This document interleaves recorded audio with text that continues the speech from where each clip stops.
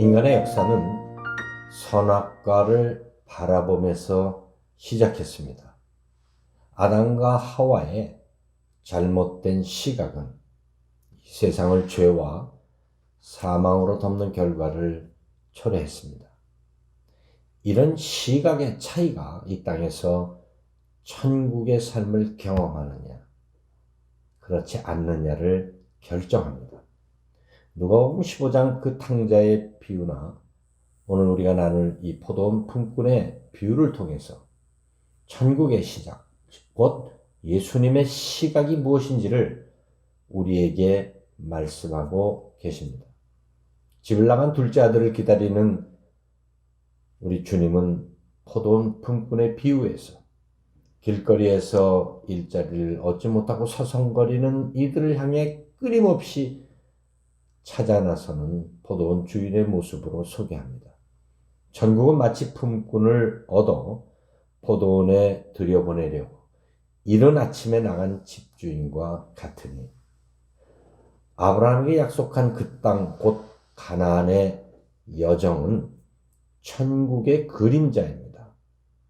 따라서 이 광야와 같은 인생 여정은 바로 이 천국의 시각, 예수님의 시각을 가지고 살아갈 때 하나님께서 약속하신 젖과 꿀이 흐르는 땅으로 천국의 삶을 경험하게 됩니다. 이 팬데믹을 통해서 우리에게 주신 영적 교훈은 우리가 이 세상, 곧 땅을 바라보고 살던 우리의 시선을 하늘을 향해 바라보도록 하신 것입니다. 그러나 이 팬데믹에서 조금 자유로워지자 우린 다시 어느 순간 땅을 향해 고개를 떨구며 살아가고 있음을 보게 됩니다. 2000년 전이나 지금도 예수님의 시각, 곧 킹덤 퍼스펙티브로 우리에게 주어진 이 현재의 삶을 보지 못한 채 우리는 살아가고 있습니다. 이 포도원 품꾼의 비유를 통해서 이른 아침부터 열심히 일했다는 이유로 늦게 부른 자들에게 자신들과 동일하게 대우를 하는 그 주인에게 거칠게 항의하는 모습으로 바로 저와 여러분의 모습을 드러내고 있습니다. 나중은 이 사람들은 1시간밖에 일하지 아니하였거늘 그들을 종일 수고하며 더위를 견딘 우리와 같게 하였나이다. 세상 논리는 참 당연한 주장입니다. 그러나 천국은 우리의 열심이나 수고로 얼마만큼 많은 일을 했냐로 가는 곳이 아니라 바로 주님의 은혜로 십자가의 공로로 가는 곳입니다. 주님의 시각은 누가 얼마나 땀을 흘리며 열심히 일하는가 보다 바로 서성거리며 방황하는 이들을 향한 긍휼하심입니다. 가난할 탕진한 동생을 끌어안고 얼마나 고생이 많았냐. 그까지 잃어버린 재물은 너하고 이제부터 열심히 일하면 문제가 없다. 형은 다만 내가 건강하게 돌아온 것이 정말 고맙다. 라며 그 동생을 끌어안는 십자가의 사랑과 그 용서가 진정한 장자의 모습일 것입니다. 예수님의 관심은 얼마나 아름답게 포도원을 가꾸고 또 올해 최고의 그 수확을 하는 것이 목표가 아니었습니다. 주님은 늘 잃어버린 한 마리를 찾기 위해 99마리는 울 안에 둔 채 그 찾으시는 그 마음으로 3시에도 6시, 9시 그리고 11시에도 바로 이 마지막 종말의 시간에도 주님은 잃어버린 영혼들을 찾으셨습니다. 이 비유를 통해서 먼저 부름을 받은 저와 여러분에게 바로 주님의 심장으로 교회를 향해 돌을 던지며 복음을 외면하는 그 영혼들에 대해서 깊은 영적 부담을 가질 것을 말씀하고 계십니다. 길거리에서 서성거리며 놀고 있는 이들에게 왜 일하지 않느냐? 왜 천국을 바라보지 않았냐라고 물으시는 그 주인에게 그들은 이렇게 대답합니다. 이르되 우리를 품꾼으로 쓰는 이가 없음이니이다. 이르되 너희도 포도원에 들어가라 하니라. 사실 아무도 우리를 찾지 않았습니다. 우리를 품꾼으로 쓰는 자가 없었습니다. 이런 말은 바로 이 시대의 교회를 향해 침을 뱉고 손가락질하는 이들의 외침입니다. 그들의 부르짖음입니다. 사실 그 부르짖음 속에는 정말 교회가 교회답고 성도다움을 기대하고 있음을 우리는 알아야 합니다. 이번 주 갑작스러운 일로 한국에 들어와 새벽마다 가까이 있는 그 동네 한 교회에 엎드려 기도하고 있습니다. 해방전에 설립된 참 오래된 역사를 가지고 있는 교회지만 후임자 문제로 참 수없이 갈라지고 그 찢어진 아픔을 가지고 있는 교회였습니다. 넓은 예배당에 30여 명 엎드린 그 성도들의 뒷모습을 보면서 저는 안타까움으로 주님의 도우심을 구하고 있습니다. 이 교회가 위치한 곳이 홍대와 연대 그 한복판에 위치했기 때문에 교회 문 밖을 나서면 사방에 수많은 젊은이들로 넘쳐나는 것을 보게 됩니다. 그들의 지나가는 모습은 그 우뚝 솟은 십자가에 전혀 외면하고 어쩌면 냉소적으로 보이는 시선이었습니다.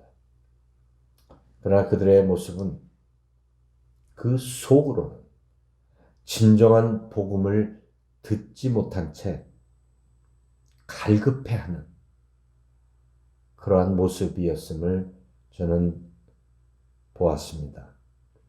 포도원 주인은 이미 농장 일을 마감할 시간임에도 계속해서 길거리에서 서성거리는 이들을 찾아갔습니다. 이처럼 이제 이 시대에 방황하는 영혼들을 향한 그 주님의 마음, 천국의 시각으로 다가가는 저와 여러분이 되시기를 예수님 이름으로 축원합니다.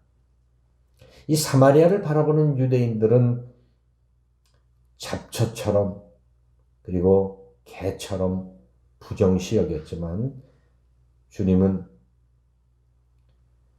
긍휼함을 가지고 장차 추수할 알곡으로 보셨기에 수가성에 있는 한 영혼을 향해 찾아가셨음을 요한은 이렇게 기록합니다. 유대를 떠나서 다시 갈릴리로 가실새 사마리아를 통과하여야 하겠는지.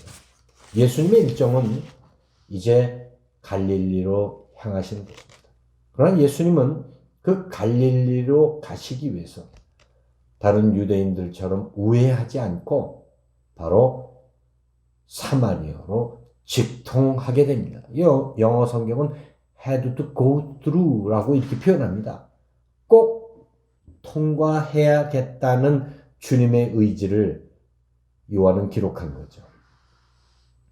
무슨 뜻입니까? 바로 서성거리고 갈급해하는 수가성 여인을 찾아가시기 위함이었습니다.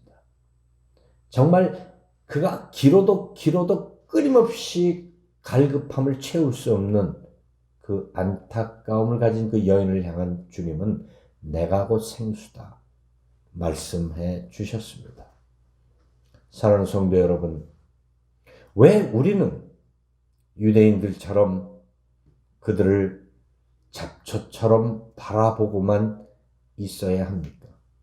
바로 주님의 심장, 그리고 천국의 시각으로 바라본다면 그들은 모두가 장차 우리가 추수해야 할 귀한 영혼들임을 믿습니다.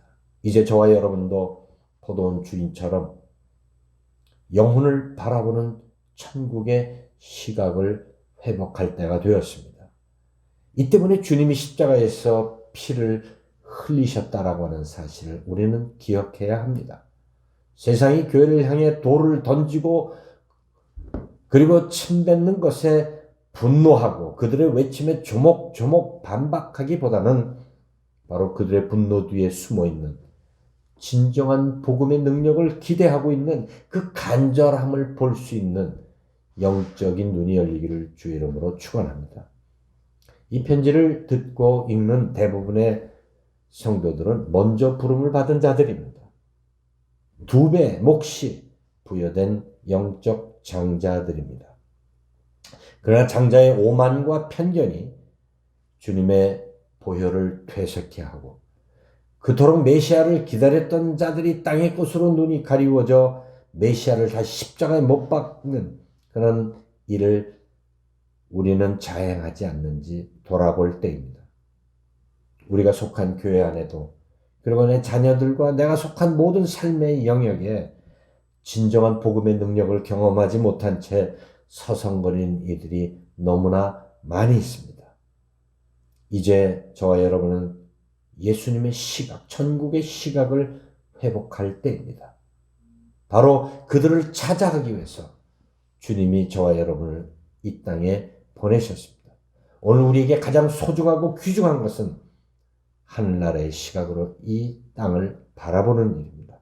이 한 주간 기도와 예배의 자리에 엎드려 닫혀진 눈과 귀가 열리기를 주 앞에 부르짖는 복된 성도들이 되시기를 주님의 이름으로 축원합니다. 기도드리겠습니다. 거룩하신 아버지 하나님, 우리의 오만과 편견과 이기심을 용서하여 주옵소서. 내 자녀만, 내 가정만, 내 교회만 편안하고 건강하면 된다라고 하는 하나님 이러한 장자의 모습을 내려놓게 하여 주옵시고 포도원 주인처럼 인간의 몸을 입으시고 이 땅에 오신 그 주님처럼 여전히 길거리에서 방황하며 서성거리는 이들을 향해 다가가는 진정한 복음의 주인들 되게 하여 주옵소서. 천국의 시각을 회복할 수 있도록 저희들의 닫혀진 눈과 귀를 열어 주옵소서. 예수님의 이름으로 기도하옵나이다. 아멘.